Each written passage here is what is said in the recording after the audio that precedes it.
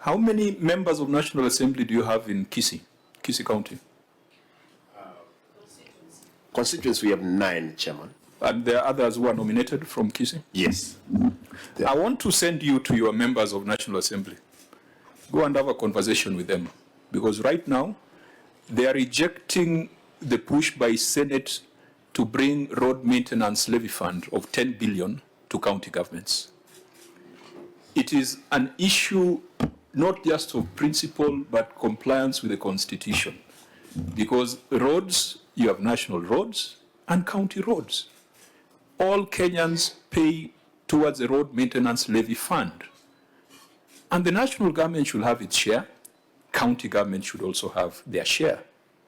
The members of National Assembly are ganging up to say that if they cannot get the 10.5 billion out of RMLF, which should be channeled to KERA, of course the Senate says the money should go directly to counties. They are saying it should go to KERA, which they control. They are saying if they can't get the 10.5 billion, counties are not going to get the conditional grants. Out of the conditional grants includes 40 billion of loans and grants.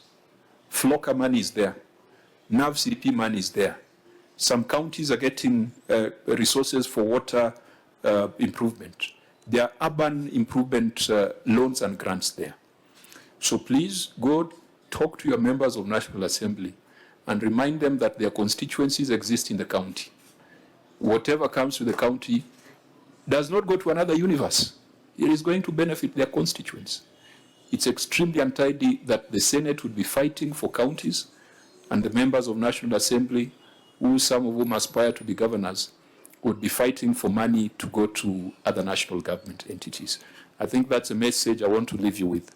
Chair, because you've just on your last comment, until one is a governor, I was a member of parliament, we were selfish at that time. We will oppose anything going to the counties in brief view that there is a lot of theft in the counties.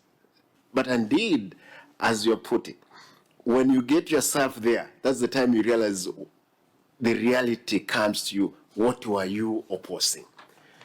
Basically, as you put it, roads, they are either national or counties. And Umtata here, that's where you can be able to help us in either getting the interpretation of the law. No, but you came with 2 lawyers here, legal advisor. Why do you need Umtata's help? Umtata, does it for bono.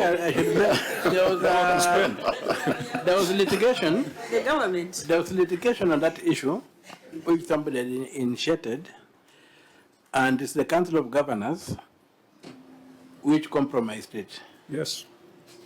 Somebody is going to litigate that matter. And it's the Council of Governors which compromised it for a low-hanging fruit. Instead of going for the whole tree, they took a fruit. And that's on record. And abandoned the tree.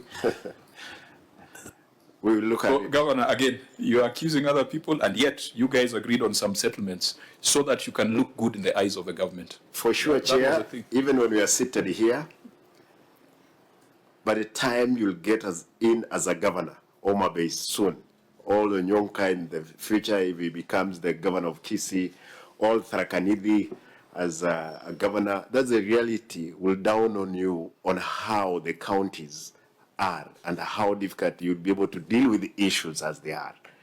But I'm happy you have been true to the spirit of devolution as a Senate. Thank you. Senator Onyonka, you could give us a... Chair,